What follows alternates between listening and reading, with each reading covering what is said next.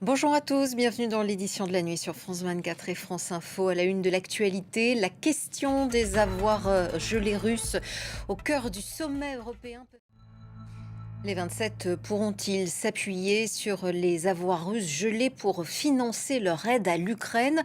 C'était l'un des principaux enjeux du Conseil européen qui s'est tenu à Bruxelles ce jeudi. Et on prend la direction de Bruxelles où on retrouve notre correspondant Pierre Bénezet pour son décryptage. Et on s'intéresse à présent à la visite de Marco Rubio en Israël. Le secrétaire d'État américain se dit confiant et positif sur le maintien du cessez-le-feu à Gaza. En parallèle de ce déplacement, Donald Trump a averti dans un entretien au Times qu'Israël perdra le soutien américain en cas d'annexion de la Cisjordanie. Les précisions de Romain Michelot. Les États-Unis ont mené de nouvelles frappes contre des navires liés selon eux au narcotrafic au large de la Colombie. D'autres navires avaient déjà été frappés ces derniers mois au large du Venezuela.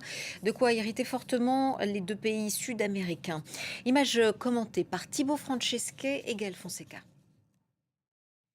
L'actualité en France, le projet de budget 2026 arrive dans l'hémicycle à partir de ce vendredi. Le financement de la suspension de la réforme des retraites prévue dans la lettre rectificative au projet de loi de financement de la sécurité sociale donnera bien lieu à un débat au Parlement.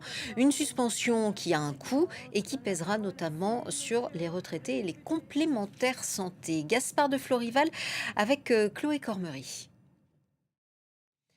Les viols et agressions sexuelles seront donc définis dans le code pénal. L'Assemblée nationale a largement voté ce jeudi en faveur d'un texte de compromis qui intègre la notion de non-consentement. Une adoption définitive est attendue au Sénat la semaine prochaine. Solange Mougin et Thibaut Francesquet. Le tracé du Tour de France a été dévoilé ce jeudi. La 113e édition de la Grande Boucle partira le 4 juillet de Barcelone. Et c'est la fin de ce journal. Restez avec nous. L'information continue sur France 24 et sur France Info.